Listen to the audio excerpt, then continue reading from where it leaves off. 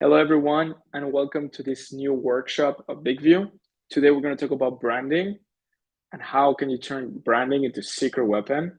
We have a special guest. It's called Phil Palin. Right now, I'll introduce him to you guys. And most important, if you're looking to create a new brand or rebrand yourself, your company, this is the right workshop for you. So stay tuned. And mainly, please let us know where you're from on the chat. If you know Big View, that will be super important. So let's welcome right now Phil Palin from the States, brand expert. How are you, Phil? Sorry, I put you I'm small, s- but I'm so good. I'm so happy to be here with you. Thank you for that intro. And as you said, we're going to get to some good conversation today about how to build your brand. I'm excited. amazing. So let's jump in. And I see that you have something that you're going to give free to the audience. So we'll share it at the end Yes. of the session. And all the questions, you can always ask any questions. We're here to answer them. So we can answer either way in the middle or as long as the end. So Phil, stage is Perfect. yours. And I'm here if you need me. Thank you so much. I so appreciate it, and I'm really excited to be here. I'm going to move through the material fairly quickly, so it's probably best if I save questions until the end, but don't forget them, write them down, put them in the chat. We are here as a resource to you. I am such a fan of Big View. I don't know how I would create my content as efficiently as I do without using a teleprompter and without using Big View. It is my go-to app. And we'll talk about this. I can answer any questions you have about your brand, about content creation. My job as a brand strategist is to help people and companies position, build, and promote their brands.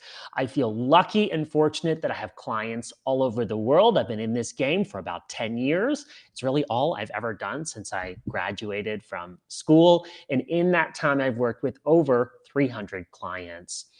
I have the distinct privilege, often pre-pandemic, of traveling the world, delivering talks like this from the stage in all kinds of amazing countries. I think we're up to 5 continents where I've delivered keynotes. And a lot of the information that I share on stages around the world, I'm bringing to you today, the Big View community. And I'm thrilled about that.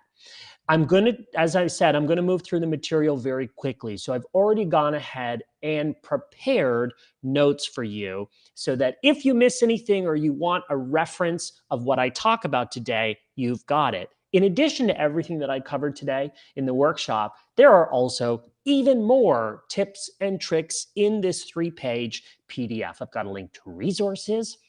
I talk a little bit about photography, measuring your brand's success. I go into some detail that I won't have time to in the presentation today because I want to save time for Q&A. The last thing I would say, thank you for taking time. There's a lot of places you could be, and the fact that you're tuning into this amazing resource that Big View makes available, it's just awesome. And I really hope that you learn something today, you take something away from this, and you'll have to let me know what it is that you find the most useful. Let's get started. So I'll leave the link down there in the bottom right so that you can reference it if you want to download that. But I say let's get started right away and let's really understand. Let's start at the beginning and understand what a brand is. A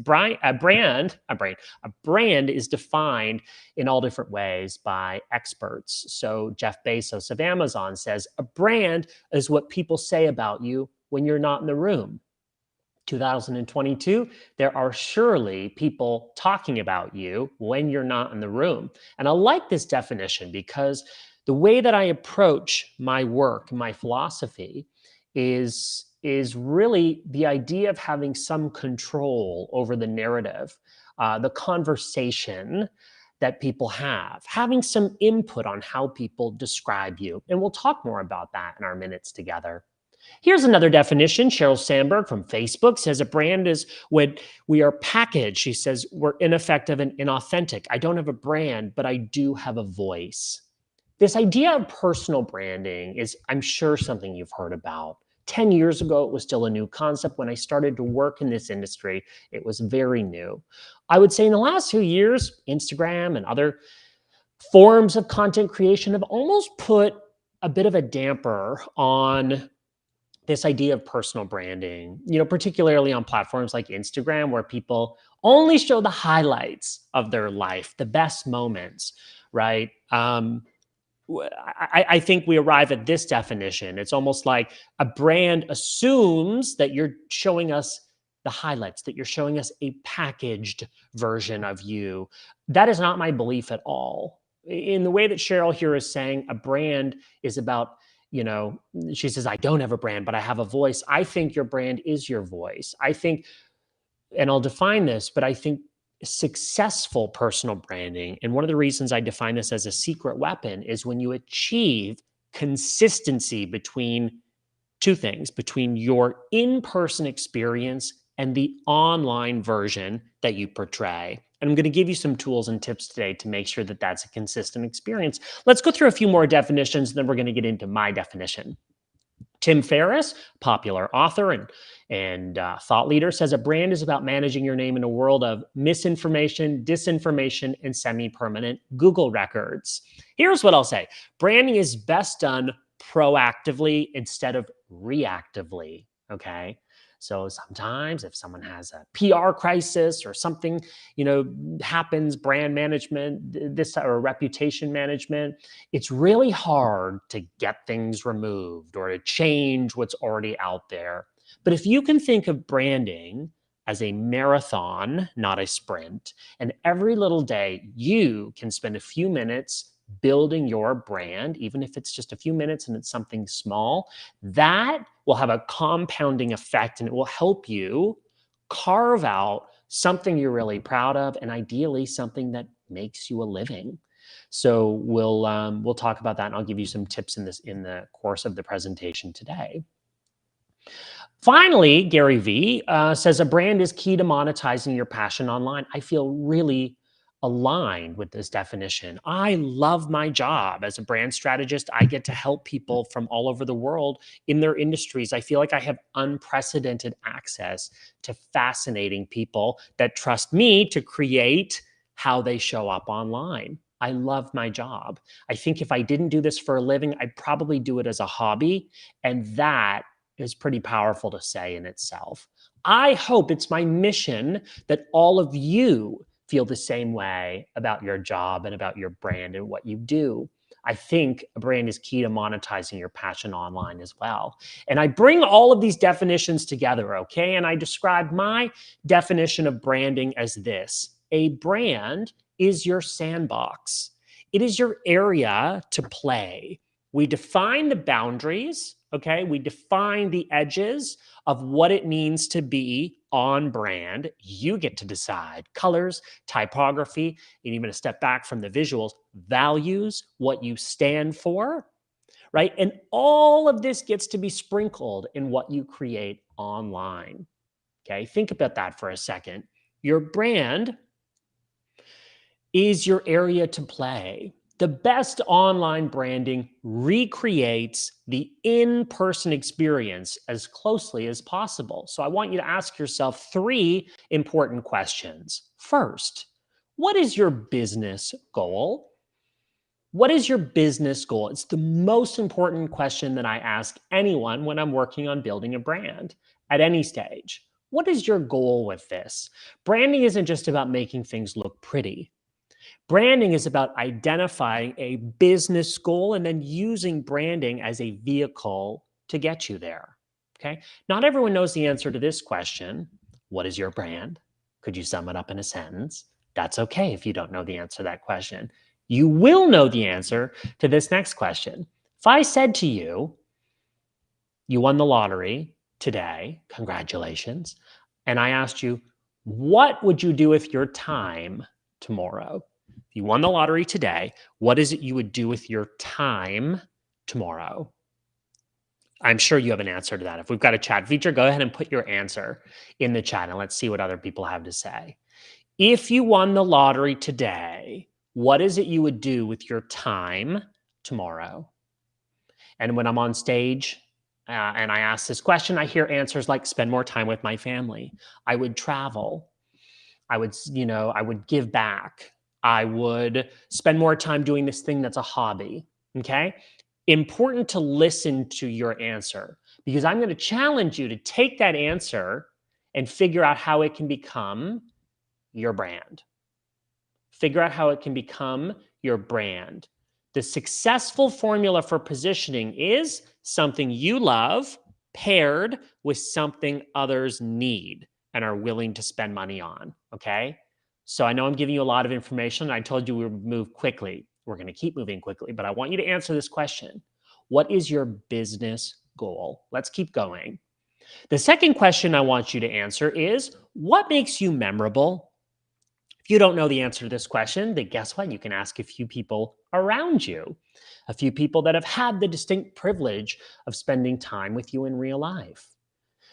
If you ask those people, maybe you go on a platform like Facebook and you could post a status update that says, describe me in one word, go, or comment below. You'll be fascinated to see what people say. You'll be even more fascinated to see what words come up more often or repeated, okay, as people describe their experience with you. This is very important market research, let's call it, in the simplest form. What makes you memorable?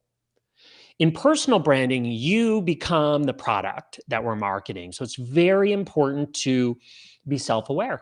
Listen, I'm not good at everything. I'm good at some things. I love to talk. I love to present. I love to teach. Okay. Those are things I know that I do well. And so I spend time doing things like this because it's what I'm best suited. It's one of my competitive advantages. I want you to know yours. I want you to know what makes you memorable for people. Okay. So if you don't know the answer to that question, go ahead and ask people around you and let's see what they say. The third question hints at the formula I gave you a minute ago, but I'm going to repeat it because it's really important. The third question I need you to ask yourself is this: what do people need? What do people need? Something on its own is a hobby. Okay. Something that you love on its own is a hobby, something you love. We need to pair something you love with something people need and are willing to spend money on.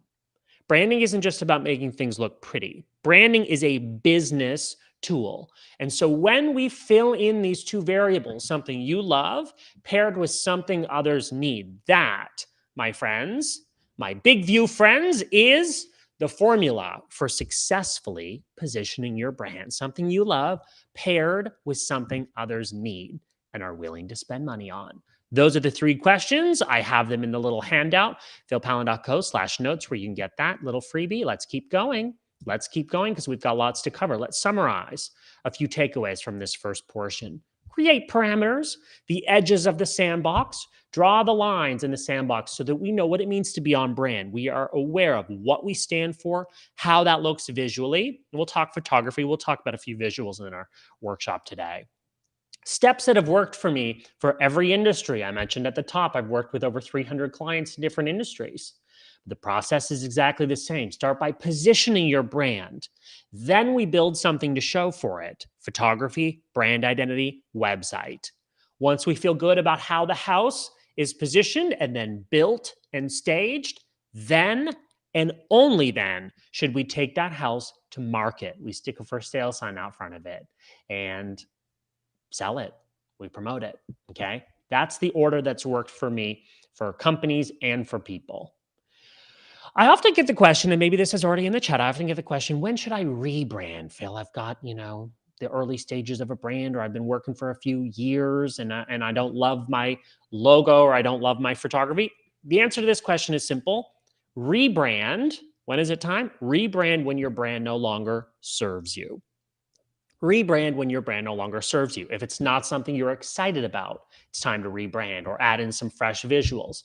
Could be as simple as updating the typography or the colors so that you get excited about your brand again. But if ever it's not serving you, if it's not exciting you, then it's time to rebrand. And I'll give you some tools to be able to do that and get excited about it again. Branding is an art, but also a science. Okay. There's some subjective components to this process that normally I would trust someone who's creative to handle, such as designing a logo. If you are not a graphic designer, you should not be designing your own logo. If I were you, I would invest in a professional to do it properly for you. Because if it's not something you're experienced doing, it's not going to look great and it's not going to give you the credit or show the value for which the service or product that you sell, the value of what they're getting, right? If it looks homemade, then that's going to be reflective of the product, even if you're awesome. So trust creative people around you for photography, graphic design, even website building. Okay. Branding is an art, but it's also a science. And today, for me, the process that I use with all of my clients is the process I'm sharing with you. So I'm hoping that you can take this and run with it and even make some small tweaks and changes to your brand to make it even more impactful. What about companies? Now, I know Big View within our audience here, we have a lot of personal brands, and that's awesome. I am a personal brand. I also work with companies. Companies have the added challenge of figuring out, okay, well, how do we humanize? How do we compete or stand out on news feeds that are full of family and friends? How do we vie for the attention of our target market, our audience? It's really hard when you're up against people. So companies have the added challenge to find a way to humanize, and I think there are three ways to do that.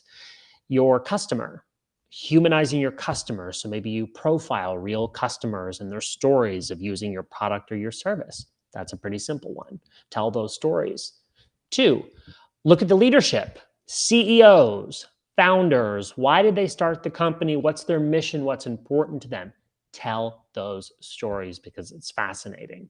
Third, one that people often overlook or don't think about, your employees, the people on the inside of a company. Hugely important to make your employees, the people on the inside, brand advocates, right? Because if though like little powerful soldiers, if they love where they work and they stand for what that company stands for, then they are going to be the most incredible advocates to help spread the word. Those are three ways that you can humanize within a company or a corporation. Finally, and we'll talk more about this, I want you to start building an inventory of conversations, thoughts, and ideas that you can pull from that recreate the in-person experience. Today, you're going to have questions for me towards the end. We'll save time for Q&A. And I'm going to screenshot those questions because that is the fuel, the inspiration I need when I go to create content on the social media platforms that I show up on. Okay. And so that's an example of creating that inventory, being aware of the questions that people are asking you to be able to create content that's on target with what your audience wants. Let's keep going. Number two, the brand or your brand is the experience you create. We need to measure the success of our efforts, and we can do so in two ways. Quantitatively, anything to do with numbers, website traffic is a good indication of success. Inquiries, the number of people that, for example, fill out the contact form on your website to get in touch with you, that's a good measure of success. Let's keep track of that. Followers and sales obviously is an indication of success, a number that we can measure. Followers is probably the least important, but it is still a number we can count and it can be indicative of our success online. Qualitative measurements, which I'm now showing on the screen, these are harder to track, but equally important. Sentiment on social media, it's a little more abstract. How do people feel? Positive feedback. Even if you're in the early stages of growing your brand, you may not have a huge email list. Positive feedback. Are people reaching out to you saying, wow, this is really helpful? Wow, I love this YouTube video. I love this Instagram post. I found it really helpful. That is super important. It's an indication that you're on the right track. You need to keep going, providing value. Your audience will appreciate it. Finally, connection beyond transaction. Particularly if you're selling a product or a service, how do you connect with your customer, your client, to make them want to come back, to make them want to come back for more? Connection beyond transaction, I call that, because if you can build that connection, they're going to be back. It is always easier for you to attract an existing or an old customer or client rather than going and spending the effort to find a brand new one. So keep that in mind, connection beyond transaction. Let's keep going so we have more time for Q&A at the end. Number three, a good brand has heart. What do I mean by that? Well, a few minutes ago, I talked about the importance of humanizing a brand. Personal brand's really easy, right? Every personal brand, like me and you, is made up of two components: content, what you say, and personality, the unique way that you and only you deliver that content. Technology will continue to evolve, but the thing that will never change is the core of how humans interact.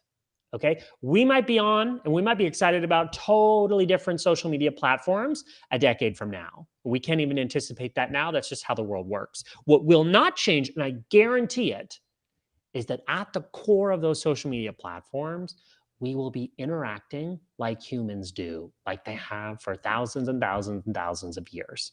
Okay.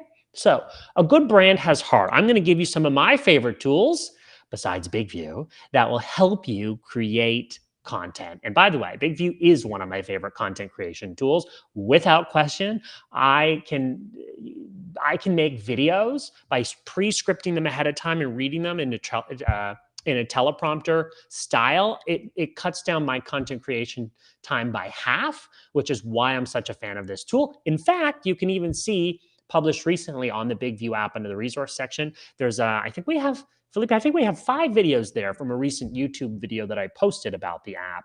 And I go into more detail on how I'm using the app to efficiently create content and how you can use it as well. So definitely check that out We after do, we this do. work. We actually have them. We Yeah, I have them saw on them. the They look awesome.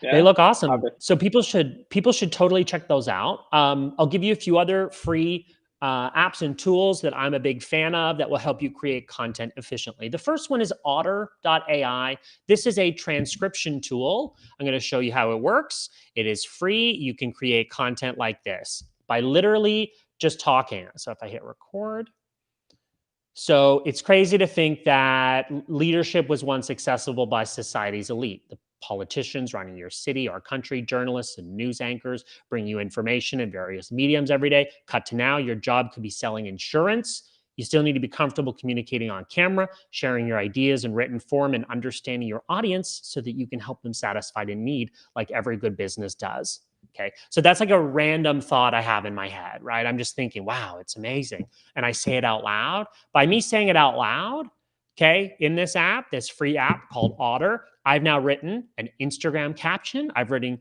the starting of an email blast. Okay. That's how simple this is. Get ideas from here, your brain out. Your brain is for generating ideas, not for storing them. And so this is my favorite quick tool to quickly grab and acquire those ideas and put them down somewhere, even if it's your inbox, so you can finish those ideas and get them out. Okay, that's called Otter. Two other tools I love for storing my crazy ideas: Dropmark and Evernote. They have premium plans, but they're free plans to start, and I highly recommend them. Dropmark is my personal favorite. This is what I use to store all of my ideas in one place so that then I can hop over to a platform like Big View and actually create the content. Okay, you can put visuals in here, you can put websites, and it will actually embed the websites. I can put screenshots of questions I'm getting. I feel like this tool to store all of my ideas works beautiful with my actual content creation apps like Big View or Instagram Stories, etc. We're moving fast because I want time for Q&A. The next one is free, I think, for your first 2 searches, and then it becomes premium. So use those daily searches carefully so you don't have to pay for it. This is called Answer the Public. I love this tool. Go to this website and start with a keyword related to your brand. In this case, I typed in personal branding. Okay, in just a few seconds, you will then see a visualization of what people are typing into Google looking for answers. Your job as a content creator is to provide a solution to questions that your audience is looking for, right? So when we hop over to Big View and we plan that video, we script it out. We plan that video that we're going to put on YouTube, or we plan that video that we're going to do on YouTube Shorts or Instagram Stories. This tool will help solidify where there is a need for your opinion or your expertise, okay, by actually visualizing what people are typing into Google. It's called Answer the Public. Let's keep going. I want to start to talk about visuals. As a brand strategist, I'd say the most important visual component of what I'm creating is photography. This should probably come as no surprise to anyone here, but if you've made your own website or you've worked with someone, you know the importance of good photography for standing out. Okay. And so I'm going to give you some examples. If I've done my job correctly as a brand strategist, you should be able to look at these photos and get a flavor of what they stand for, what their brand is. You might still have a few questions, right? It would be normally paired with text. But ideally, we can look at a photo and lift some themes, some ideas, some personality. That's what people will remember. I'm not going to tell you any more about anyone that I'm putting on screen. You can see them more on my website, but these are some of my favorite photos from the years working as a brand strategist, helping to create an online brand. This was a fun photo, actually. I'll show you how we created it. No one actually has that many hair rollers, so we put them all on one side, took this photo, then we moved them all over to the other side, and then we put those two photos together, that first photo that I showed you. Not every brand needs to be loud or full of personality. Sometimes we have softer, quieter brands, right? Where maybe it's a little more delicate, or you stand for something. It doesn't have to be as loud. It doesn't have to be, with a ton of humor if that's not true to who you are. Okay. Sometimes, and the reason I start with photography in the branding process in the build phase, sometimes a photo can be so good that it inspires the rest of the palette for your brand.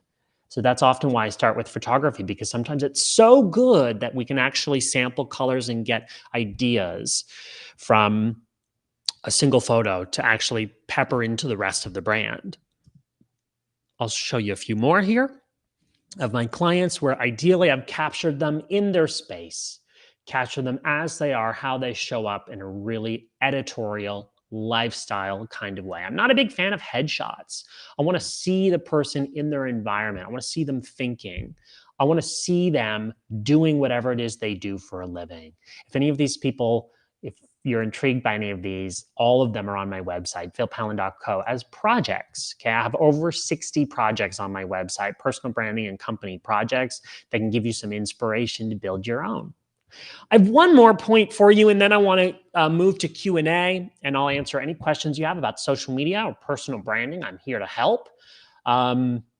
Let's talk about a little more advanced concept, this idea of sub-branding. Roots that lead back to you is how I define this term. Sub-branding is simply the practice of taking something about the way you do what you do, something about your perspective, the way you organize information, and actually branding that as part of the experience. And I'll give you a few examples, okay? This is Rachel, a client of mine who used these unique set of icons to define the lanes or the access points in which people can access her service, okay? And this is where branding becomes really powerful. Let's say, for example, someone's only doing a handful of these. Yes, we're talking about visuals, but you can actually visually communicate the ways in which people can hire you, buy your products. Let's give a few more examples. This client of mine, Simon T. Bailey, is a keynote speaker. We used each of these icon sets to, for example, represent keynote talks that he's able to deliver. So rather than going to a conference or a corporation and saying, hire me, I'd love to speak at your conference, he has preset defined access points in which people can work with him. Okay. And people love the efficiency around that, making it easy for the client or the buyer or the customer to access you.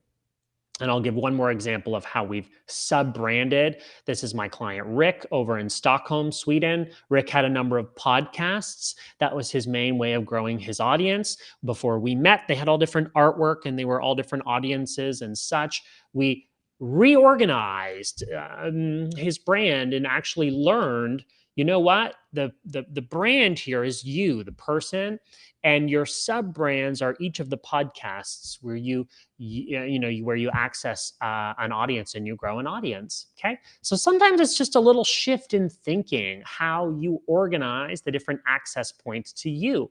or the sub brands. Okay. So I've gone through 5 of my general rules of thumb when it comes to branding, all of them pretty unique to my process, the way that I approach this a little bit differently than hopefully you've heard elsewhere online. I really appreciate the time you're taking today. We're going to roll into some Q&A right now. I am all yours for the next few minutes for the time that we have. I would say if you can take one thing that you've learned today and implement that, this is a marathon, not a sprint. I don't expect you to go from concept to full finished execution by tomorrow.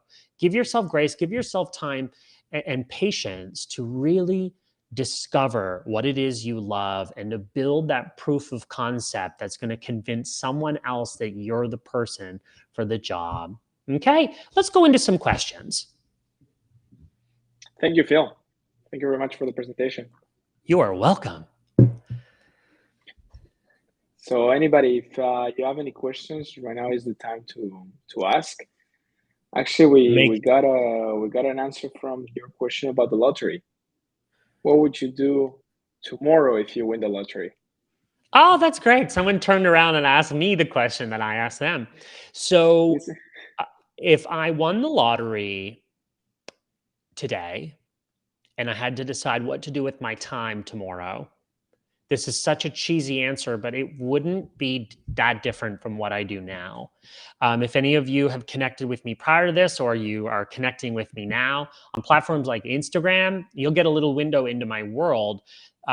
It'll become obvious to you very quickly that one of my very favorite passions is travel. And last year, even in the tricky year that we had, travel's more difficult now than it's probably ever been before. Going from country to country and vaccines and all of this stuff, it's a lot more difficult than obviously it used to be. I still managed to find my way last year to Colombia, Mexico, Turkey, Greece, France, Spain, Portugal, Dubai, a lot of places. And so I'm a digital nomad, have been for over 5 years. I typically live in a place for a month. If I really like it, I stay longer, and then I move on to the next place and I work remotely. Not only do I work and make websites, and I don't do that all, dressed up and lights and all this stuff, but I have a smaller setup that actually fits in all my suitcases. So I am a full-time brand strategist and content creator that works remotely.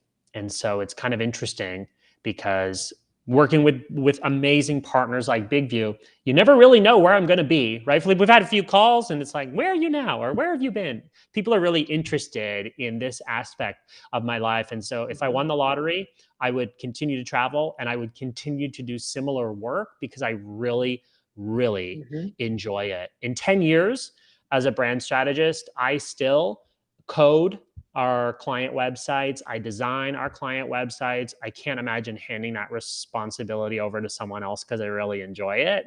And that's kind of a cool position to be in. So I would do much of the same. Amazing. Yeah, I remember our first conversation was in Yeah. Dubai. Yep. And then our second conversation was in Mexico. And I don't know where you are right now. So right now I'm in Florida. I'm in a house that I own that I normally rent to families that are visiting Disney World. So I'm a Canadian based in the US, but especially over the last few years, I've rarely been in the US because I've been traveling and I've been all over the place. And yeah, you and I talked about Spain, right? Aren't you? You're from Madrid. Yeah, I'm from Madrid. Yeah, so we talked a little bit about that. It's cool, right? Travel is just a really great way to connect with people and find common ground. And I just love it. I love experiencing and being inspired by different cultures around the world. By the way, for those of you that are still watching, we're rolling into Q&A. If you have questions for me, go ahead and put them in the chat. But let us know where you're joining from. Let us know where you're joining from. Tell us in the chat where you're joining from, because I know BigView has literally millions of users all over the world, which is the coolest thing. Actually, we did get a lot of answers. We got people from Los Angeles, from France, from Atlanta. Great. From New York, Alabama. Great. And now we got a question. Let me show it for you. Great. Can you see it? I can't. I'm full screen with my slides. So let So me can you let read it me to let me? me read it. She's from the Perfect. UK, and she says, "What tips and guidance can you share for those of us who are employed by an organization but still have to desire to build our own brand and voice as thought leader?" That is my favorite question. I love that question because, first of all, I can tell by the way you phrase the question that mentally you are, your interest is piqued by building a brand, by building something to show for yourself. And that really, really excites me. The first thing I would say is that it's incredibly important to be thinking about your brand. I know you already are, but I want to reiterate this for everyone watching. Your personal brand is key to monetizing your passion online. It is key to freedom. I believe it's key to security. I think a lot of times we think, oh, if I go work for a corporation, that's the secure option. But there's really nothing secure about it if something happens to that company, if they decide to change or scale up or scale down. This sense of security is false. I think the strongest sense of security is when you're able to successfully fill in the variables that we talked about on positioning your brand, identifying something you absolutely love to do, almost so much that if it was a hobby, that's what you'd be doing day to day if you didn't need to work. Okay. That's variable number one that we talked about. Variable number two is hugely important because something you love to do on its own is a hobby, but something you love to do paired with something others need and are willing to spend money on, now that's a brand. So if I were you, I would be thinking, okay, it's great. I've got a job, I've got a way to make a living. Um, this takes some pressure off of me and gives me some time to start to experiment and explore how to substitute those variables, how to identify what is it you love to do with your time and where is there opportunity for you to build a brand that might eventually become full time. What are your practical skills? What are the things that make you memorable? We talked about. What are the things that people go, oh my gosh, when it comes to this, they're the person I think about. You're the person they think about, right? What are your skills? What are your tangible skills? What is your expertise? How can you generate value for people so much so that they're willing to pay for it? That's really the foundation for starting a business, even if it's small. My business is bigger now. It's been 10 years than it was when I started. For the first few years, I did everything. I would do the strategy, social media strategy, and personal branding strategy for clients. I would also hop into Illustrator and I would design a logo, even though it wasn't that good. That was how I started, and eventually started to grow and focus on what it was that I wanted to do. In fact, I trained in broadcast journalism and media. That was what I did, and now I'm having this really cool, after 10 years, this full circle moment of, through content, sponsored content creation and brand partnerships with brands like Big View. I've also partnered with Adobe and all kinds of others. I'm now getting to work with some amazing brands that are doing really cool things. And it's my job. This is my job. And so that's an example of not something I did right away, even though I teach people branding. It took me a decade to realize actually, I love to teach, do workshops, create content that inspires, that educates. Okay. That's what I love to do, paired with something people need. Brands need someone on the outside with expertise and authority to talk about their brands, to talk about it. It's better than, and a lot of times, than running a bunch of advertisements and selling, or it's a mix of those types of things. So it took me 10 years to land on the variables for this formula that I'm doing now. So I say that to inspire you. Get the wheels turning. That's where I would start. And I would give yourself time to experiment and land on what feels right.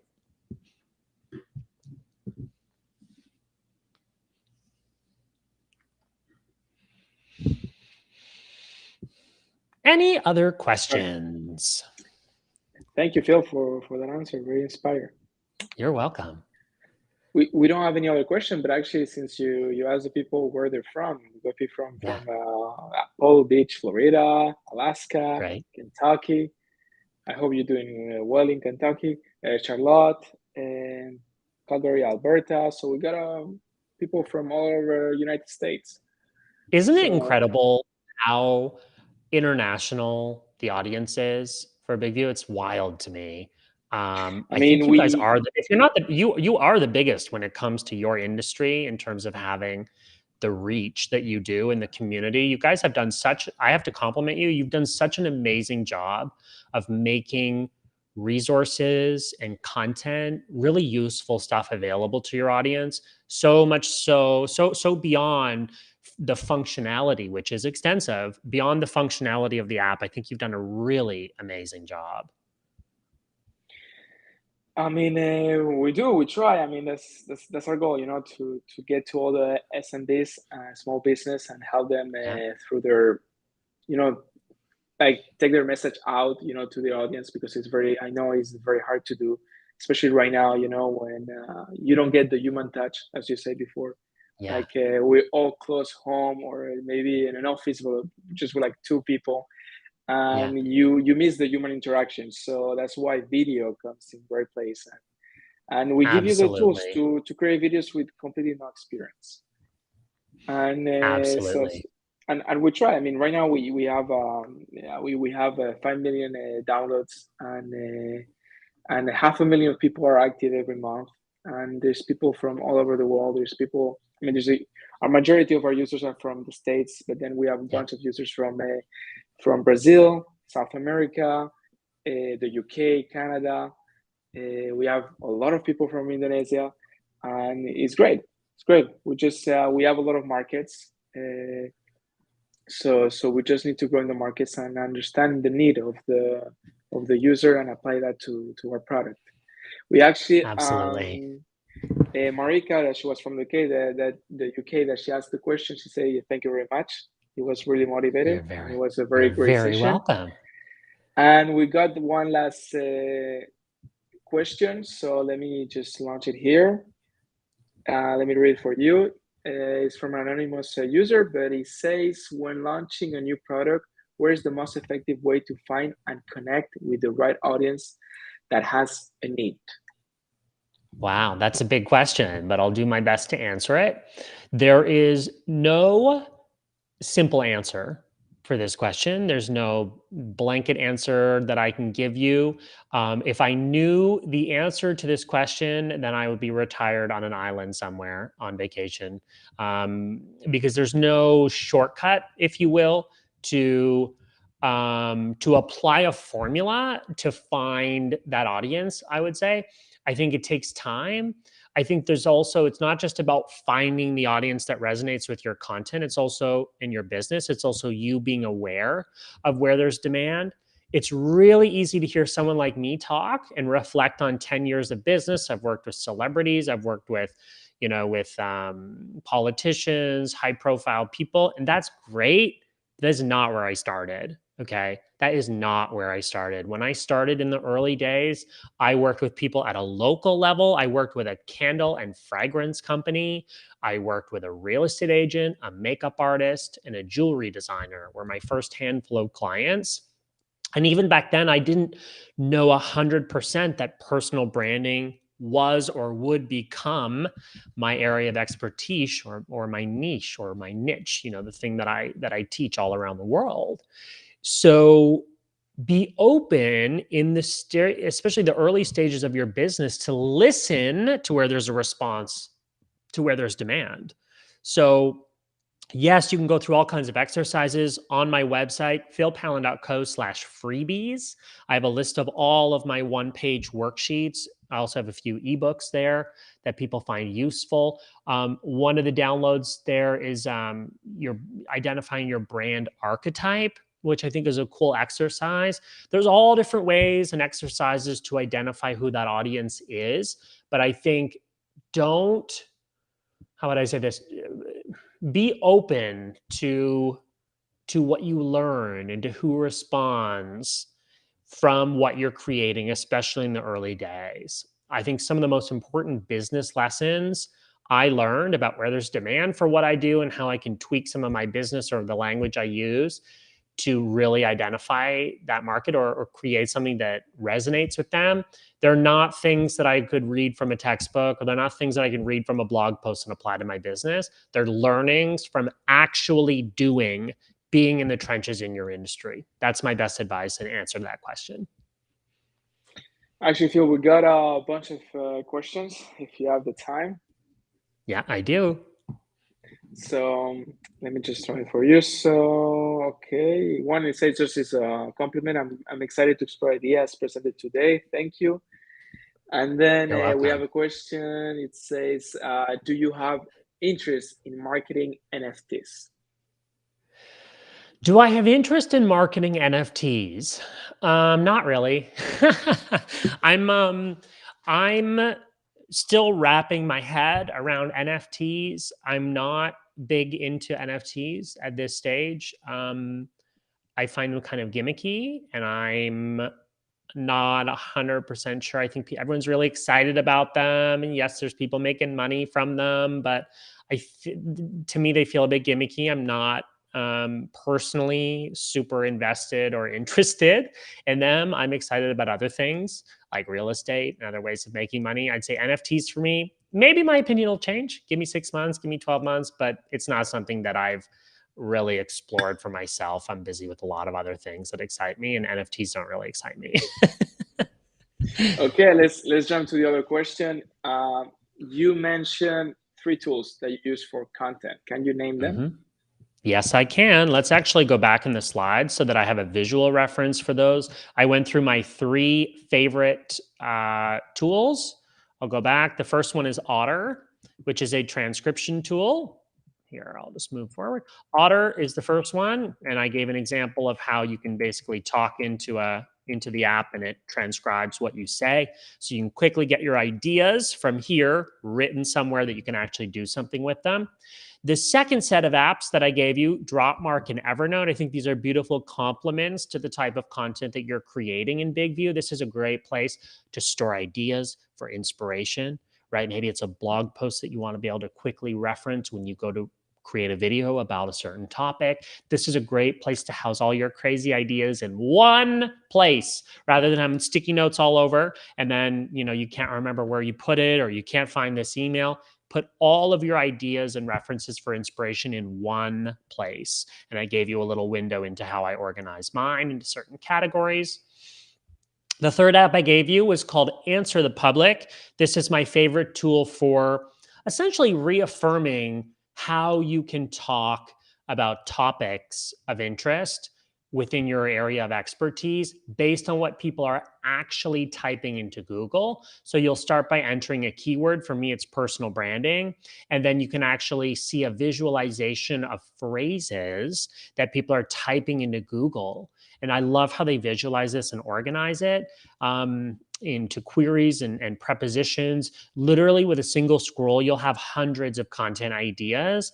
And it's nice to reaffirm where there's interest and where there might be opportunity for you to create something that's going to have some legs.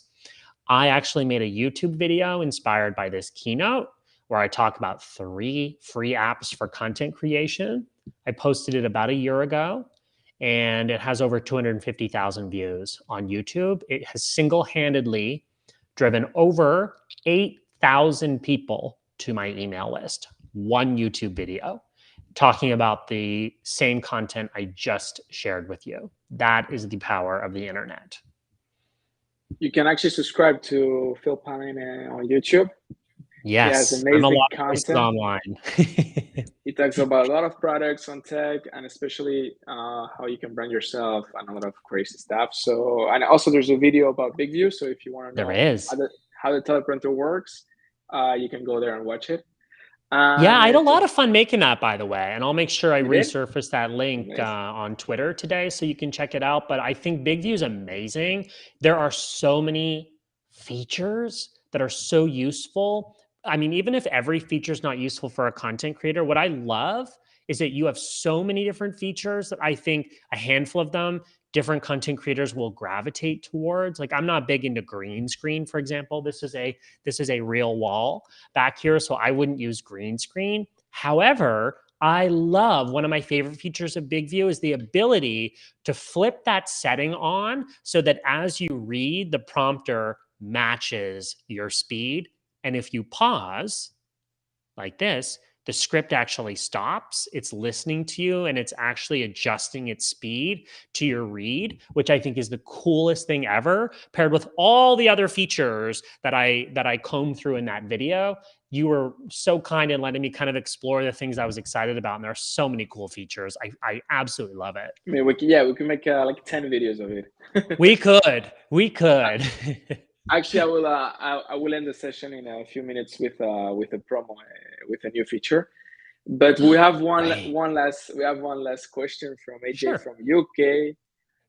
He says that my questions is, in what order can you plan your social media content? Would you be able to give some building blocks for content?